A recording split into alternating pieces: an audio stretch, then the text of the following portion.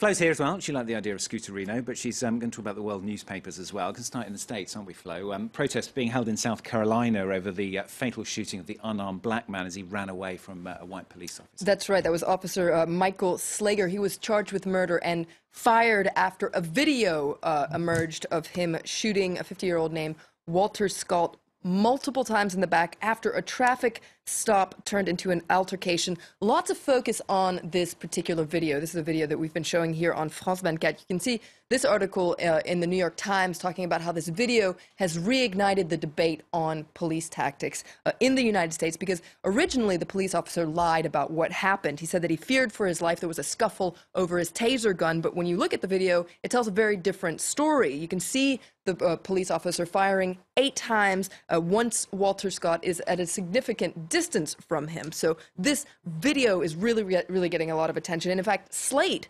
reminds readers that it is their constitutional right in all 50 states to film police officers while they're at work. And so you can see this headline here. It says, "New rule: if you see something, film something." And the editor of the New York Times summing up what I'm sure a lot of us are thinking, really, were it not for this video, the case would have been quickly forgotten, really. That's right. Thank goodness for this video. And the New York Times says that this case really underscores 2 problems. First of all, police get away with unjustly killing people by lying about the circumstances that prompted them to use force. And in many papers today, actually, I should point out, there is a big debate about whether or not to systematically equip police officers with video cameras. But another thing that this case has underscored is that poorly trained and poorly supervised police officers often use deadly force unnecessarily, and we saw that in this case. We also saw that in the instance in Staten Island, where another unarmed black man, Eric Garner,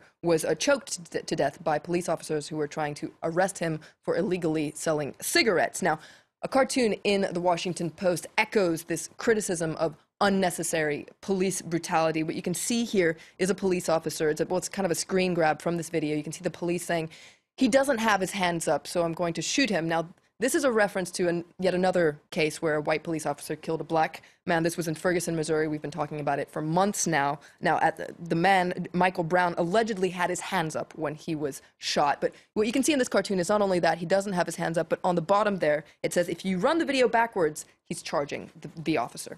And the paper's also pointing out that there is quite a significant difference between these 2 cases, though. That's right. There's a very important piece in the Washington Post today that says that something different happened this time, and that's that the authorities got it right. Unlike events in Ferguson, Missouri, or in Staten Island, the police officer was immediately charged with a crime. So you can see the headline here saying the murder was sickening, but finally there are signs of progress.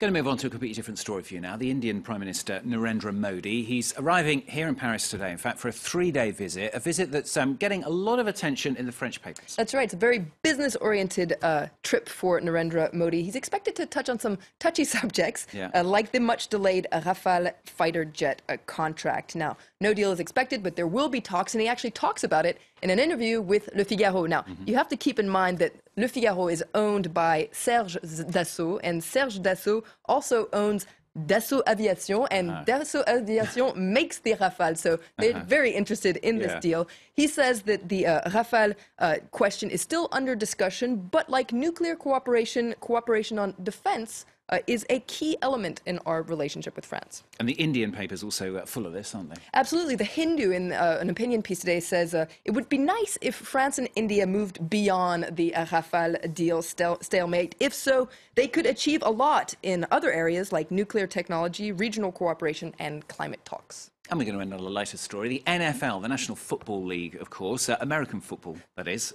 it's going to make history this season. That's right. Yesterday, the NFL announced it was hiring a 41-year-old woman named Sarah Thomas as the league's first full-time female game official. You can read about it here in Slate, and you can see actually a photo that the NFL tweeted of her. You can see it says, "Meet the first full-time female official." It's kind of hard to say that in NFL's history. Now, she was actually the first woman to officiate college football games, and like one American football official said, it's about time, and I agree with him. Best of luck. Best of luck to her. Best of luck to her. Good job, good job. More news coming up.